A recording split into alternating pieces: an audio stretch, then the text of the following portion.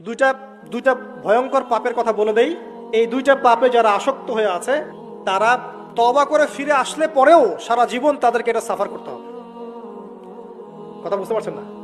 তওবা করে ফিরে এসেছেন মনে করেন, তারপরেও আপনাকে সারা জীবন এই পাপের ফলটা ভোগ করতে হবে। এক, মাদক দ্রব্য দীর্ঘদিন সেবন করেছেন, তওবা করেছেন, ফিরে এসেছেন, আল্লাহ হয়তো মাফ করে দিয়েছেন, আল্লাহ পাক মাফ করে দিয়েছেন, বাট আপনি আপনার দেহের যে ক্ষতিটা করে ফেলেছেন এটা পোষাতে পারবেন না। এক নাম্বার। দুই, তখন আপনি যদি বিয়ে করেন আপনি স্ত্রীকে সন্তুষ্ট করতে পারবেন না। হ্যাঁ।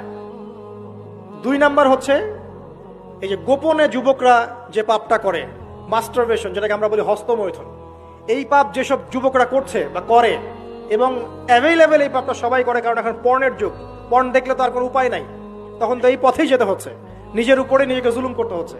যারা হস্তমৈথুন অভ্যস্ত হয়ে গেছে এরা যদি তওবা করে ফিরেও আসে, শরীরের যে ক্ষতিটা হয়েছে এটা পূরণ হবে না কখনো।